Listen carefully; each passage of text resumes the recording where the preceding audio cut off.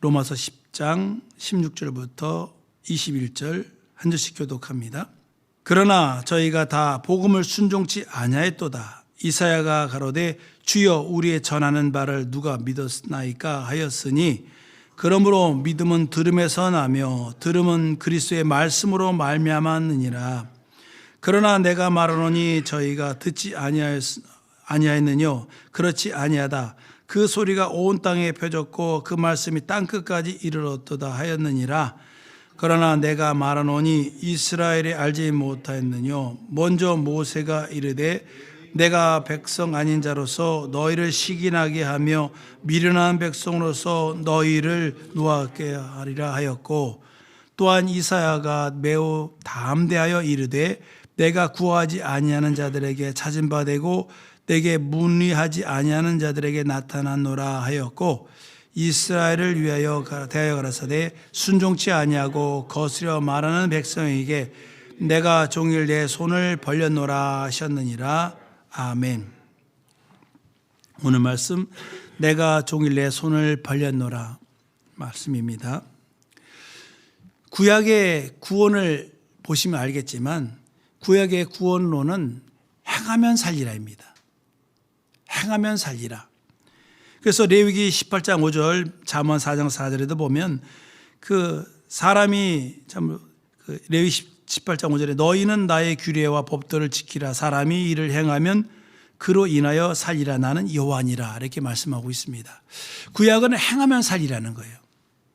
그래서 그것을 부인할 사람 없습니다. 행하는 거 필요해요. 그러나 구원은 좀 다른 문제예요. 왜 그러냐면 구약의 가장 큰 약점이 있습니다. 그것이 뭐냐면 짐승의 피가 사람의 죄를 없이 할 수 없다는 거지.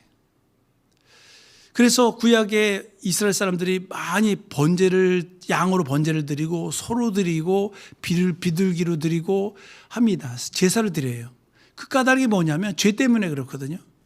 그런데 문제는 짐승의 피가 사람의 죄를 없이 하지 못하니까 그거는 다만 하나님 앞에 이런 믿음이 있습니다라는 고백을 할 뿐이지 정작 죄사함을 받지 못합니다. 그 증거가 있습니다. 무엇이냐면 죄사함을 받지 못했기 때문에 성령 받은 사람이 없는 거예요. 성령이 내주할 수가 없습니다. 성령이 외부에서 감동을 할 수 있어요. 성경에 보면 성령에 감동된 사람이 많이 등장을 합니다. 그러나 구약 성경은 성령이 내주할 수가 없는 거예요. 왜? 이유가 뭐냐? 그 영혼의 죄를 가지고 있는 거죠. 그 율법은 신령하고 거룩하다고 로마서 7장에 말씀해요. 맞습니다. 거룩합니다. 문제는 뭐냐? 아담이 선악을 알게 한 나무 실과를 먹지 말라 하는 말씀을 들었습니다. 먹는 날에 정녕 죽으리라 했거든요. 따먹었어요. 이것이 이제 죄가 되고 그러면 영이 죽었습니다. 죽었다는 게 기능을 하지 않는 거잖아요. 근데 이 문제는 이 영이 아담으로 끝나는 게 아니라 아담의 자손들도 영이 죽어 있다는 거예요. 영이 자고 있는 겁니다. 그러니까 영이 깨어나지 못하는 거예요. 그래서 그 상태로 그걸 계속 자손에게 계속 유전이 됩니다. 이걸 다른 말로 원죄라고 합니다. 그러니까 뭐가 문제냐? 죄로 죽었던 영혼이 살 수 있는 방법이 없는 거예요. 그래서 구약은 행하면 살리라고 말씀을 하지만 그것은 더 악하게 삶이 꼬이지 않도록 하는 것이지 살릴 수 있는 능력은 없다는 것입니다. 그래서 율법의 특징이 무엇입니까? 다 지켜야 되는 거예요. 그 많은 율법을 다 지켜야만 온전한 것입니다. 감옥에 많은 사람들이 있어요. 그러나 똑같은 죄목은 없다는 얘기를 하고 있는 거예요. 물론 같은 제목이 있을 수는 있습니다.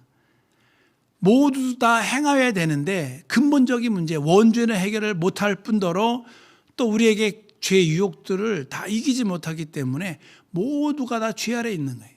이것이 구약의 형편이었습니다. 그래서 구약이 말씀하는 건 뭐냐? 그러한 이스라엘 백성들에게 너희에게 메시아가 곧 온다. 메시아가 온다. 선지자들을 통해서 계속 증거하고 있는 거거든요. 모세로 말미암아 시작하고. 그래서 오늘 성경 본문에도 보면 이사야가 나오고 모세가 나오면 모세가 이제 말하는 것이 뭐냐면 이제 메시아가 오는데 그런 메시아로 말미암아 구원의 역사들이 이스라엘만 구원받는 것이 아니다라고 얘기하고 있어요. 이스라엘 사람들은 선민의식이 강합니다. 우리는 선택된 민족이다. 우리는 그냥 가만히 있어도 구원받는다고 그렇게 생각합니다. 그 이스라엘 사람들의 그 오만이고 착각입니다. 여러분 알다시피 이스라엘의 역할은 하나님의 아들, 바로 말씀이 육신이 되어 오시는 하나님의 아들의 첩경, 지름길을 예비하는 것이 이스라엘의 역할이에요. 거기까지. 그래서 그들은 그 율법으로 말미암아 신령한 복 받은 거 맞습니다. 이 이방인들 갖지 못한 것, 귀한 거 얻은 거 맞아요. 하나님이 아브라함과 언약을 맺습니다. 나는 너의 하나님이 되고 너는 나의 백성이 될 것이니라. 백성과 임금과 백성의 관계로서 그들은 살고 있는 거예요. 그래서 하나님은 공의의 심판을 그들에게 베풀고 있습니다. 이방인 사람들은요, 그런 기회도 없어요. 이방인들 말 그대로 암흑에 살고 있었습니다. 그런데 성경의 여러 곳에는요, 이 이방인의 구원에 대해서 이미 말씀하고 있다는 거예요. 이스라엘 사람들은 자기들만 선민이라고 생각하지만 여러분 출애굽할 때 성경을 자세히 보시면 출애굽할 때 이스라엘 사람만 출애굽한 게 아닙니다. 이스라엘과 함께 종로로 타던 잡족들이 있거든요. 애굽에서. 그들도 같이 출애굽을 했습니다. 그리고 성경은 율법을 지키는 사람이 의롭다는 것이지 혈통이 중요한 게 아니거든요. 이스라엘 사람들은 자기는 선민이니까 넉넉히 구원을 얻을 것이다 라고 생각하지만 이스라엘 사람이라도 계명을 지키지 아니하면 그 계명으로 인해서 하나님의 심판을 즉각적인 보응을 받았습니다. 이스라엘 사람들도요, 그 하나님 말씀을 지키면 하나님이 그들도 이스라엘과 동등한 대우를 해준다는 사실입니다. 성경에 많이 나오잖아요. 기본 족속도 그들이 하는 일이 뭐였어요? 성전에서 나무하고 물을 깃고 나무 패는 일을 했습니다. 이거 누가 하는 거예요? 원래는요, 레위 지파가 하는 것입니다. 이방이었던 기브온 족속들, 이스라엘과 화친했던 그들 가서 했잖아요. 그들은 하나님께서 인정하시는 거예요. 그들의 믿음을. 이스라엘 사람들은 자기들 선민의식이 있었어요. 그런데 그때 그것은 예수 그리스도까지예요. 그 전까지예요. 예수 그리스도로부터 이제는 새로운 시대가 시작됩니다. 성경에도 그래서 여러분 말라기서하고 마태복음 딱 사이가 다른 책입니다. 그래서 우리도 알다시피 우리 성경에도 구약 전서, 신약 전서 이렇게 돼 있잖아요. 그죠? 구약은 아브라함에게 하신 첫 언약의 말씀이었어요. 이 복음은 예수 그리스도로 말미암아 새로운 법을 말씀하고 있습니다. 뉴 테스트먼트라고 하죠. 그런데 이 구약과 신약의 차이점은 구약은 아무래도 이스라엘이라고 하는 제한된 혈통의 중심으로 된 그러한 곳에 복음이 율법이 전해졌지만 이제 복음은 온 나라 백성에게 다 전파된다는 거예요. 마태복음 10장 여러분 잘 알다시피 마태복음 10장, 누가복음 9장 5절, 마가복음 16장 11절에 보면 제자들을 부르세요. 그리고 제자들에게 천국이 가까웠다. 복음을 전하라고 말합니다. 복음을 전할 때 복음을 받아들이지 않으면 어떻게 하라고 했냐면 주님이 발에 먼지를 떨어버리라고 그랬습니다. 이게 뭔 얘기인지 아시면 이게 깜짝 놀라실 건데요. 이게 뭔 얘기냐면 이 이스라엘 사람들은 대단히 그래서 유대인들은 이 사마리아 지역을 안 지나갔다 그래요. 갈릴리로 갈 때 사마리아를 안 가고 삥 돌아서 여리고로 해가지고 이 요단강을 따라 쭉 올라가고 그랬거든요. 이유가 뭐냐면 사마리아 사람들은 이제 시리아에서 거기를 이제 정복한 다음에 통원 정책을 썼어요. 강제로 수리아 사람들을 거기로 이주시키고 그러다 보면 자연히 어떻게 돼요? 결혼하게 되고 혈통이 섞이는 거예요. 그래서 이스라엘 사람들은 사마리아 사람 하면은 저 사람들은 이방인이라고 생각을 합니다. 사마리아 지역에 살아요. 사마리아. 근데 사실은 이스라엘 사람들이에요. 이스라엘의 사람들입니다. 10지파 북으로 갔던 10지파 사람들이거든요. 유대인들은 이 예루살렘을 중심으로 베냐민하고 유대 지파만 남쪽에 있었잖아요. 그렇게 생각을 했어요. 그래서 그걸 안 갔습니다. 그리고 혹여 이방인 지역을 다녀오면요, 그 사람들은 오면은 먼지를 털어버립니다. 이유가 뭐냐? 이방인에게서 있는 지역을 지나면 이방인의 먼지가 묻을 거 아니겠어요? 그 머리가 그 건조하다 보니까 먼지가 많은 나라거든요. 그 먼지로도 더럽혀질까 봐 먼지를 털어버렸어요. 이 얘기를 하고 있는 거예요. 예수 그리스도께서 회개하라 천국이 가까우니라 말씀하면서 예수 그리스도의 복음을 전합니다. 그때 그것을 받아들이지 않는 사람들, 받아들인 사람들은 그들이 복을 받는다는 말하지만 받아들이지 않는 사람들은 나와서 먼지를 털어버리는 거예요. 이게 무슨 소리겠어요? 금방 말씀하고 관계 있는 거예요. 첫 언약, 모세를 말미암아 준 언약 안에는 그들이 혈통을 중심으로 전파가 됐기 때문에 그들은 이스라엘 사람으로서 그들이 자기 자부심을 가지고 있어요. 그러나 예수 그리스도 회개하라 천국이 가까웠느니라 복음이 전파된 다음부터는요, 복음을 받아들이지 않으면 뭐가 된다고요? 이방인이 되는 거예요. 그렇기 때문에 예수께서 그들의 풍습을 따라서 먼지를 털어버리는 거예요. 이 얘기는 뭐냐? 예수 그리스도 이전에는 혈통이 중요했어요. 그들은 바로 하나님의 아들이 이제 말씀 육시되어 오는 첩경을, 지름길을 예비하는 역할을 했었습니다. 그랬던 그들, 거기까지죠.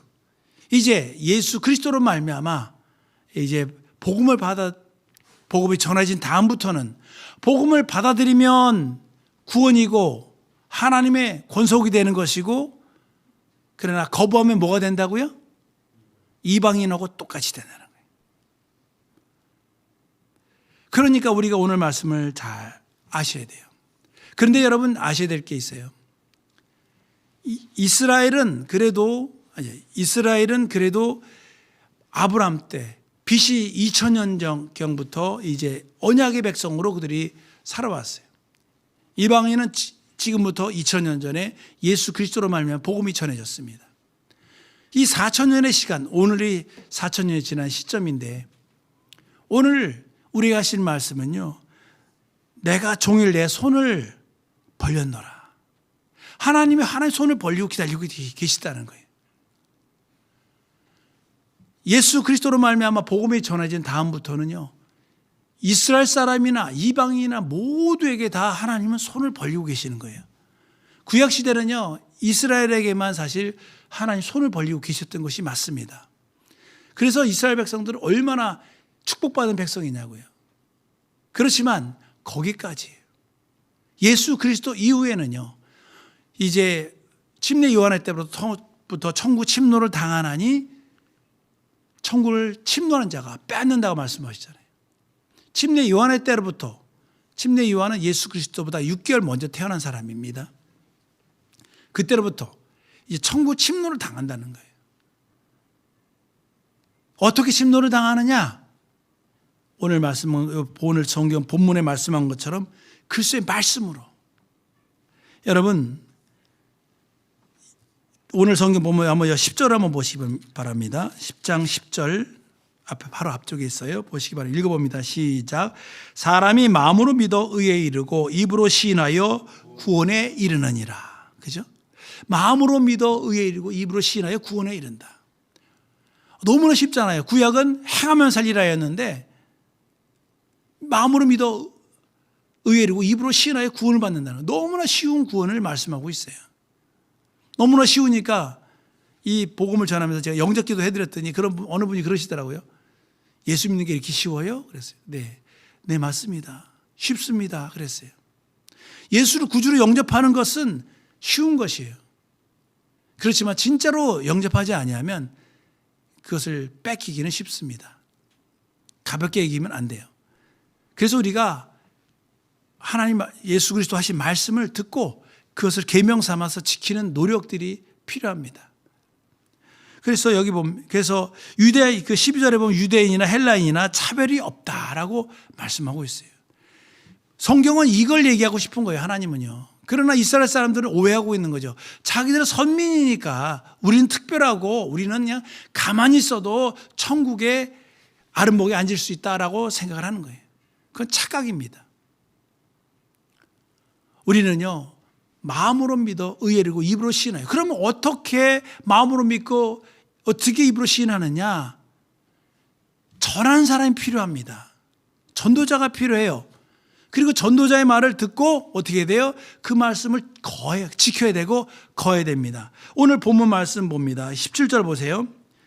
그러므로 믿음은 들음에서 나며 들음은 그리스도의 말씀으로 말미암았느니라. 우리가 믿음이 자꾸 안 생기고 자꾸 믿음에 떠나는 까닭이 무엇이냐? 그리스도의 말씀을 들어야 됩니다.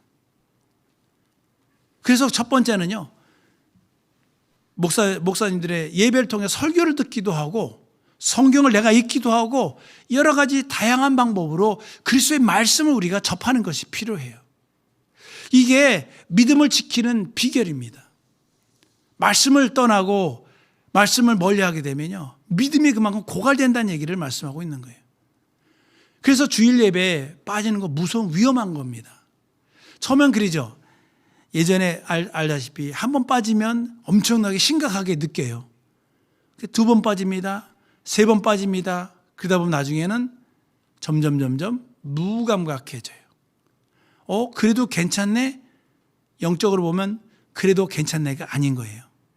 처음 빠졌을 때는 심각하게 자기 믿음이 무너졌다는 걸 알아요. 2번, 3번 빠지면 자기 믿음이 무너졌는지 안 무너졌는지도 감각이 없어지는 것입니다. 그러다 보면 어떻게 해요? 성도의 기본적인 신앙생활을 안 하는 거죠. 성경 안 보게 되고 기도 안 하게 되고, 물론 기도도 하긴 하지만 전도도 안 하게 되고 헌금도 안 하게 되고 모든 신앙생활이 무너지기 시작하고 계속 진행됩니다. 결국에는 믿는 사람과 안 믿는 사람이 차이가 없어지는 거예요. 그래서 우리가 그리스도의 말씀을 듣는 것이 매우 중요하다는 사실입니다. 믿음을 지키는 것, 우리 영혼의 영적 생활에 아주 중요한 것을 이 말씀이 감당하고 있는 거예요. 그 말씀을 내가 보기도 하지만 또 이렇게 예배를 통해서 듣는 것 대단히 중요한 거예요. 여러분, 그래서 예배하고 안 하고 차이가 어마어마하잖아요. 그리고 또 죄송한 얘기지만 온라인으로 예배하시는 분들과 실제 현장에 예배하는 분들이 다르다는 거 여러분 아실 겁니다. 현장에 와서 예배하는 것과 같으면 누가 현장에 와서 예배하겠어요? 그렇지만 이렇게 현장에 오지 못하는 분들을 좀 약 올리는 것 같아요. 죄송하지만 그러나 현장에 오실 수 있도록 기도하고 함께하는 것 필요합니다. 그래서 우리가 하나님이 종일 손을 벌렸다고 하는 부분, 이스라엘에게 2000년 동안 성경을 보시면 얼마나 엉망으로 신앙생활합니까? 진짜 안쓰러울 정도로 엉망으로 해요. 그래도 하나님은요, 안 버리십니다. 안 버려요. 참 하나님의 그 오래 사랑하심은요, 진짜 한도 끝도 없습니다. 진짜 성경을 보시면 그래서 결국 나라가 망하잖아요. 망하고 나서 끝이냐? 아니요. 망하고 나서 70년 후에 다시 포로 귀환을 합니다. 그리고 끝이냐? 아니요. 그리고 400년이 지나서 마침내 그 불순종하고 폐역한 그들을 위해서 하나님의 아들을 내어주세요. 이렇게 진짜 사람이 보기에도 진짜 화가 날 정도로 불신앙과 폐역함이 가득한 이들에게, 아니 이 복음이 전파되는 곳에 여러분 알다시피 그 정치 지도자들, 종교 지도자들, 제사장이라고 하는 사람들, 또 바리새인들, 서기관들 얼마나 훌륭한 사람들이에요, 신앙적으로 보면. 그런데 정작 예수 그리스도를 핍박하고 예수 그리스도의 복음을 현장에서 하는 이적을 보면서도 얼마나 완악합니까? 심지어 제자들이 또 복음을 받아들이지 않는 사람들에 대해서 불을 내려가지고 저들을 멸하려 하기를 원하십니까? 라고 할 정도로 얼마나 화가 날 일이 많은지 몰라요. 그래도 주님은 제자들을 책망합니다. 니들이 정신 있는 거냐? 하나님은 종일 지금도 마찬가지예요. 오늘 지금 이 순간에도 주님은 손을 벌리고 계십니다. 하나님 스스로가, 누가 구해서가 아니라 하나님 스스로가 손을 벌리고 계시다는 거예요. 내게로 와라. 그리고 내 품에 안겨라. 나와 함께 하자. 이것이 복음의 결론입니다. 손을 왜 벌리겠어요? 손을 벌리는 거는 한 손을 벌리는 게 아니죠. 그죠? 두 손을 벌리는 거잖아요. 왜요? 안아주시려고, 품어주시려고. 우리가 연약하고 부족한 것 아무런 흠이 안 됩니다. 그러나 하나님의 말씀을 거부하고 일부러 멀리하는 것, 이것은 하나님 보시기에 너무 하나님 마음을 상하게 하는 거예요. 집 나간 자식, 진짜 오매불망 기다리던 부모의 마음이요. 그런 경우 종종 있잖아요. 보면 참으로 이 아이를 찾습니다 하면서 할아버지들이 그 잃어버린 자식을 평생에 찾아다니는 것을 보잖아요. 그것처럼 하나님도 이 시간 우리를 기다리고 계시고 말씀으로 어서 와라. 그래서 구약은 행하면 살리라 하지만 내가 행하는 것도 안 보겠다. 그냥 믿기만 해라. 나를 보낸 자를 믿는 것이 하나님의 일이다. 그러니까 나에게 와라 하고 지금도 손을 벌리고 계신다니까요. 우리 은혜 안에 있는 우리 사랑하는 우리 귀한 여러분들, 하나님은 종일토록 손을 벌리고 계세요. 우리는 손 돌릴 때 진짜 한참 들고서 손 아프니까 어떻게 해요? 화나. 야, 그만둬. 그럴 것도 같은데 하나님은 안 그러세요. 성경에 써놨다는 것은요, 이것을 하나님이 영원히 하겠다고 하나님이 맹세하신 것과 똑같습니다. 우리 주의 사랑 여러분들, 그런 사랑 안에서 우리가 그 은혜의 보좌 앞에 담대히 나가시기 바랍니다. 하나님이요, 우리에게 아무것도 바라지 않습니다. 우리는 항아리 깨트리고 꽃병 깨트리면 깨트린 게 부끄러워가지고 미안해가지고 엄마 아빠 죄송해요 하면서 고개 숙이고 가지만 하나님은 그게 중요한 게 아니에요. 꽃병보다 또 이 항아리보다 100만 배, 1000만 배 더 귀한 내 자녀거든요. 내 아들이고 내 딸이에요. 그가 여러분 알지만 세상에서는요, 여러분 세상 지금도 이게 흉악범들 보면 재판하면서 이 사람은 사회와 영원히 격리해야 하므로 사형에 처함하고 판사가 사형 언도를 내립니다. 그러면 세상 사람들은 뭐라 그래요? 그거 봐, 잘됐다. 저런 녀석은 사회와 영원히 격리돼야 돼. 이렇게 생각을 합니다. 그건 세상 사람들 얘기고요. 아무리 흉악한 죄인이라도 그 감옥에 가면요, 부모는 면회를 갑니다. 특히 아버지는 몰라도 엄마는 반드시 갑니다. 이유가 뭐겠어요? 세상 사람들은 다 그 행의 결과만을 정죄하지만 부모는 그걸 알거든요. 저 아이가 그렇게 할 수밖에 없었던 이유가 있다는 걸 알기 때문에. 오죽했으면 그렇게 했겠냐. 자녀를 이해합니다. 그러니까 면회를 가요. 하나님도 우리에게 대해서 똑같습니다. 그래서 우리에게 아무것도 요구하지 않는 거예요. 우리가 신앙생활 잘하면 잘하죠. 좋죠. 얼마나 기쁘시겠어요. 욥이 신앙생활 잘하니까 하나님이 사단에게 대해서 내 종 욥을 유해해 보았냐 얼마나 자랑합니까? 그렇죠? 하나님 기뻐하세요. 그렇지만 재산을 다 팔아가지고 가서 허랑방탕한 작은 아들도, 그 아들도 오매불만 기다리고 멀리 상거가 먼데도 그가 오기를 계속 바라보다가 개미만하게 보이니까 쫓아가서 맞아주고 하는 것이 우리 하나님이에요. 성경은요, 하나님이 우리를 향한 애절한 사모곡이 성경 말씀입니다. 제발 여러분 다 보지 마세요.